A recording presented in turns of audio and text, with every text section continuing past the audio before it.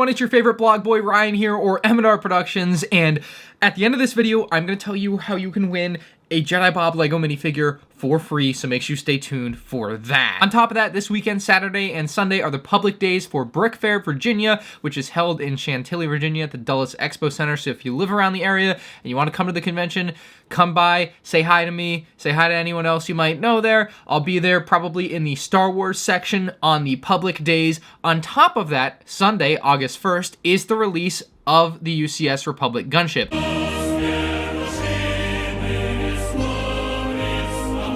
And I want to get as many people as possible at the Tyson's Corner LEGO store. So if you're already going to be there for Brick Fair, make sure you guys drop by for the release of the UCS Gunship. I want to see how many of the Gunship gang we get representing. I got my shirt in already, so I'm ready to go for Sunday. Very exciting. Anyway, this is Ask M&R episode 184, and let's get into our questions from Jiz. You know, I really don't vet the names before I come on and do the show. Mr. J Horse says, if there's no minifigure for May 4th again, which I don't think there will be, what vignette would you want? I think given that 2022 is the 20th anniversary of Episode 2 Attack of the Clones, and while I have been very steadfast in saying that I don't think they're going to make 20th anniversary sets, I still think they should make something that has to do with Episode 2 if they're ever going to do it for May 4th promo. And I think the Battle of Geonosis is the obvious answer here. You can have tons of clones as little studs on there. You can even include a clone pilot stud in yellow on the actual vignette. And on top of that, you can have little mini gunship, ATT, dropship with ATOT, and then of course on the separatist side of stuff, there's plenty of little builds to include. So I would love to see a Geonosis vignette, and fingers crossed that's what we see come 2022 for May the 4th. Make May 4th great again. Timus says, do you think we'll get a LEGO Captain Howzer? I really hope so. He's definitely one of my favorite newer clone troopers. I think he looks spectacular. I really love the particular color of blue that they've got going on him. So really praying that we get a LEGO Captain Howzer in 2022 or maybe 2023. I'm under the impression that we should be getting more Bad Batch sets, obviously, at the beginning of 2022, so it's definitely possible he'll be part of that. I would also like to think that those, sets could be related to, like, whatever the final, arc of the Bad Batch is from the last few episodes of the season, or at least I assume the last few episodes of the season will all be kind of cohesive, right? I've seen some talk about like a clone overtake of Kamino or something to that nature, and if Howzer shows up there, we could get him in a set based on that. Maybe, like, I don't know, I'm just throwing out some random ideas. Doe says, do you think we'll ever get an updated version of Jedi Bob, an accurate clone pilot, or Phase 2 Cody in the next decade? Jedi Bob is clearly never going to happen. The Gunship was the opportunity to put him in a set, and they threw that away. Accurate clone pilot? The Gunship was, again, the prime opportunity for that, and they seem to really think that we're too dumb to understand what the difference between a clone pilot is and a regular clone trooper, which doesn't make a lot of sense. Like, this is a collector set. I talked about it in its own video, obviously, but man, the designer saying that people don't know the difference for even if it wasn't a $350 collector set, I would find it appalling, but specifically for a $350 collector set, like, come on, man. So yeah, accurate clone pilot, that one I would put 50-50. Phase 2 Cody's definitely happening. Phase 2 Cody, I think, is going to come in a really cheap set at the beginning of 2022. And if it does happen, that's great. I think that's a really good thing that LEGO's going to make it cheap and accessible for people that otherwise couldn't have afforded it if it was in a $350 set. But that being said, I think LEGO would have also saved themselves so much trouble if they would have just revealed whatever he's going to be in 2022 at the same time they revealed the Gunship. Look, if I'm running LEGO, I know the backlash is coming. You have to know. You can't not know. Actually, they probably can. I could see it happening. But that being said, like, all you have to do is reveal it at the same time. Be like, hey, he's going to be available. Don't worry. I think Cody's happening sooner rather than later. Clone Pilot, and Jedi Bob, no. Pricey Plastic Product Productions 420. Say that 5 times fast. Will the next Jango Fett's Slave 1 be Jango Fett's Boba Fett Starship, since they swapped out the name Slave 1 with Boba Fett Starship? Oh, this is some logic, and I'm not opposed. This would be very funny as a naming convention, but no, it probably won't. I like the line of thinking, though, a lot. Boba Brick says he had a friend in elementary school who kept telling me he owned a bronze Boba Fett. I think it's time to send one of those awkward Facebook or Instagram DMs to a guy you haven't talked to in 10 years and be like, hey, what's up, man? And maybe if you're able to acquire the bronze Boba Fett for an absurdly low amount, Seb Chambers says, what happened to Monkey Kid? You loved the first wave and then it just kind of dropped off the channel. I love Monkey Kid. The sets are incredible. I recommend the Bone Demon, but why does it get next to no coverage here anymore? I know some people are going to like this answer, but I pride myself in my honesty and I want to give you the honest answer. So I was really close to buying more of the sets. For those that don't know, when the original very first wave came out, myself, Just Too Good, and Derek or Pro Lego channel all drove up to Atlanta, which ended up being about, from the time I left my house to the time I got back, I think it was about 26 hours. So if you want to see some dedicated Monkey Kid fans, we were it. And so I was really high on that first wave. I had some videos I put out that I really enjoyed putting out, and I really liked those sets that I ended up getting, those 3 sets, the Pigsy's food truck and the big boat specifically. And then there was another like $50 one that I really liked, the one function of where you could have the barrels come out of the front. I don't remember the name of it, but those 3 sets I really, really loved.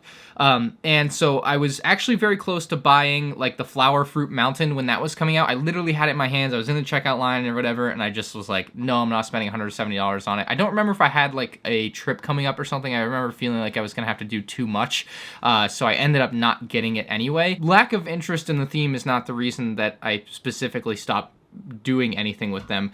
I felt kind of slighted by LEGO, as I tend to feel. So when the first wave of Monkey Kid came out, the first time, obviously, who would think Ryan or M&R Productions would have any interest in Monkey Kid? All he does is Star Wars. I made 3 Monkey Kid videos, and the videos did well, and I kind of hoped that LEGO would see that and be like, hey, here's the next wave of Monkey Kid through the Ambassador Network. I guess the old adage of don't ask, don't get continues to stand true there.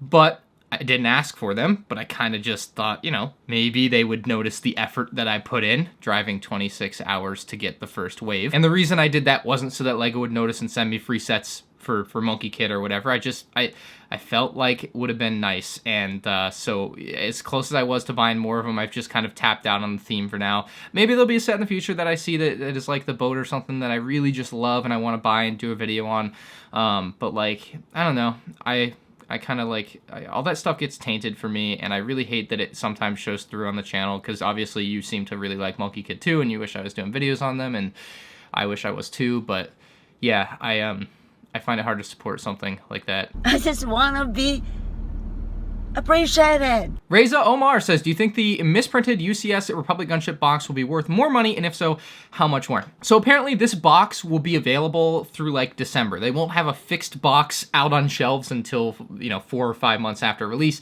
and so that means there will be plenty of misprinted boxes going around. There'll be plenty of people speculating and trying to buy and invest in this, and to me, I just don't think it will be worth significantly more than the other version, if anything more. Yeah, I don't see a huge market for it. Anyone that wants an Imperial one up front is going to be able to get one, because they should be, like, obviously for the first 4 months, the ones you're going to be buying. So, like, it'd be cool for the people that want to invest in it. If they make a ton of money, good for you. But I will tell you my personal opinion is that they won't be worth more money. Fisto Friday says, have you noticed that the clone trooper from the UCS Gunship has the same printing as the new 5 First Troopers on the torso and on the legs? Yeah, so for an episode 2 Attack of the Clone set, they sure have a lot of Clone Wars in it. It's really funny. I mean, I did the whole video on it, like I already mentioned in this video. And, you know, the description of the set says it's from the Battle of Geonosis in Star Wars The Clone Wars. I'm like, come on, this is not rocket science to figure this stuff out.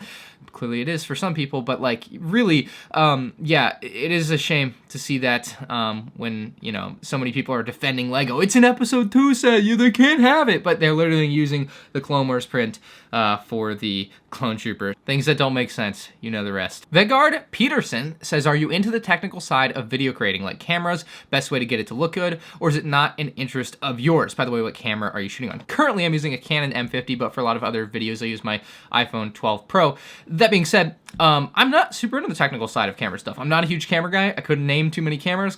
I have no idea how lenses work for the most part. I just have the lens that came with my camera. It zooms and then it unzooms. Like, pretty straightforward for me. I definitely, obviously, have to get a little bit into, like, how do I get it to look good, like changing the aperture or the focus, stuff like that, so I can get bright scenes. I just finally bought some new lights, which obviously isn't a camera, but it's video production, obviously. And so the lights I really like are the Elgato key lights, and I had bought one that I had been using for a while, but I finally got rid of my crappy old lights, My friend Noah, or H2 Brick, was in town. He saw me screwing around with my lights, and I did like the math. I was like, if I spend a minute a day, that's 365 minutes a year, just messing with those stupid lights to get them just to work, and then hopefully they don't stop working randomly in the middle of a video.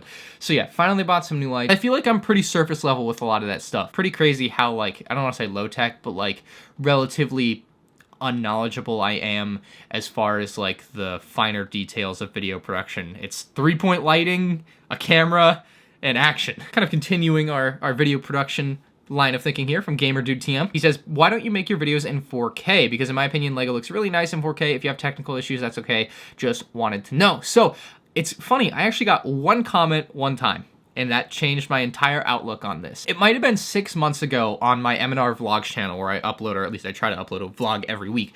And typically, I would upload in 4K 30 FPS on that channel, because I was like, 4K, great. Most people, obviously, don't have 4K displays anyway, so it's kind of useless in that sense, but I always thought about it as like future-proofing my content, so that when 4K displays become very commonplace, you just watch all my content in 4K, which I really should probably still be working towards. But what I ended up going for was 1080p 60, and that's what I do all my videos in right now, because I think 1080p 60 just looks so much better. And as soon as I started doing things in 60 FPS for everything, 30 FPS in 4K just looks so choppy to me. So I do 1080 60 right now. 1080 is more than good enough for most people. Maybe you have a particularly keen eye for 4K, but the reason, like I said, I went to 1080p 60 instead of 4K 30 is I got one comment. It was like, hey, why don't you do these in 60 FPS anymore? They look so choppy now, or that was way smoother, something to that effect. And I was like, yeah, you're right. It does look choppy, so I changed it. And so I've been doing 1080 60 everything since then. Jacob says, where's the Jar Jar Brickheads? Is it all right? Is it safe? Reality is often disappointing. Stop Motion Man 2021, you might want to rethink that name. That's going to be outdated real quick. It says, based on the amount of negative comments on the new Darth Vader's Meditation Chamber set, will it be a first day buy for you, or can you wait on it? Well, I already bought it. Can you believe it? I think it's an excellent set. I really enjoyed the building process of it. I know some people have some problems with the base of the set. They wish it didn't have the base so that it could be cheaper. And I understand that. It definitely is what previously would have been like a $30 or $40 playset, but obviously with the new shift to 18 plus, they're going for something much fancier, and I think they really delivered on that front. And from my video comments specifically, some people had issues with the gaps. I don't see an issue with the gaps, especially because I'm going to leave it open the entire time anyway. So yeah, I really like the set. I think it's awesome. I would highly recommend it. You know, maybe if you don't want to pay full price, of course, wait for a sale, but I don't think many people that actually end up going in to purchase it because they've decided they like it are going to get it, build it, and then be like, oh my god, this is terrible. So yeah, I really like the set. I'm really high on it. So I really want to see more things like it, so I hope it does well and they do more things like it. And I'm pretty sure they're going to do more things like it in 2022 anyway, but for farther into the future, it'd be great if it doesn't get cut off like MIDI scale did after 2 years. Zach D says, how do you deal with criticism of your style or opinions? Being an online personality seems difficult when you have so much attention on you. And it is. I mean, it definitely can be at times. I think I've learned a lot about how to deal with it over the last few years. So I kind of have, it comes down to like, it depends on like the comment that I get, or like the DM that I receive, or whatever it is. And there's like levels to it. I don't want to get too deep into it, but certainly like there's a level where like, if I see something said and it's just like ridiculous, it's an instant block. Have a nice day, have a nice life, whatever. I will never interact with you again. But I am very quick with the block. I guess like Timmy, like people like to meme on with Timmy. Dude, I'll block someone that says something ridiculous. I don't care. Like, I'm gonna be really straightforward. Have a nice day. Like, it just doesn't matter, you know? Like, if you're gonna be such an a-hole about something on the internet, you can go have your opinion on some other form, not on my comments. I'm not your punching bag. I'm sorry. It's gonna happen. You're gonna put stuff on the internet, especially at my size. I can't imagine people that have bigger channels than me how much they get and what they deal with. Like Logan Paul, Jake Paul, like those types of people. I mean, I would assume they get to a point where they just decide to stop reading comments. I find reading comments fun for the most part because a lot of you guys are really awesome people and leave some really nice comments. I don't know what you're specifically talking about with criticisms of style, but like specifically like with the comment earlier of like, why is your video choppy 4K 30? It was a good criticism of my style of video, right, I guess. And so I used that to, in my opinion, improve it and make it 1080 60 so that it's actually smooth. So things like that I think can help. There are definitely criticisms that I take and use to improve the channel. You know, you don't get here alone by just coming up with all the ideas in your own head, or changes in your own head. Like, people make comments and I read them, and sometimes I see them and I take them and I do things. So yeah, I don't want to sit here and say it's like the most difficult thing ever. It definitely is, like, mentally can be taxing. Like, you have to be able to distance yourself. I mean, for me, like, a lot of it is like, go outside and play basketball. It doesn't matter what people say on the internet. Literally doesn't matter. I'm sure a lot of you guys may aspire to have big YouTube channels, whether that be with Lego or anything really. And I would recommend, I know people like myself and Republic Bricks get made fun of for being quick on the block button, but it helps. I promise. There's a genuine reason it's there. Mando Studio says, are all the sets you buy a business expense? Hey, we're piggybacking off another question again. Same vein. Yeah, they are. I write them all off on my taxes every year because I use them for videos, which is obviously how I make money. And so it makes sense to write them off as a business expense. And then I also do a lot of other things. You know, this all is good for other people trying to become YouTubers or whatever. Good advice. And if you're doing anything that has to do with your channel, this camera was a tax write-off, this phone, because I use it almost exclusively for YouTube stuff, tax write-off, computer, microphone, you know, things that I use for my business. I still think it's so weird that this is a business, right? But things that I use for my business, write off as a business expense. So yeah, man, you definitely, if you're trying to do this sort of thing, like, yeah, write it all off. Save as much money as you can. And before our final question, I do want to tell you how to win that LEGO Jedi Bob. Link in the description is going to be a link to Minifig Center's Instagram post about the Jedi Bob giveaway. On there, it's going to have all the rules for things you need to do to enter yourself to win. The winner is going to be picked very, very soon, literally on Friday. So make sure you got your entries in so that you can potentially win that Jedi Bob for free. I think the figure's worth like $100 now, which is insane. They sent it to me to give to one of you guys. I hope one of you guys watching gets that dub. Final question from Tristan D Production says, what's your favorite Weezer song?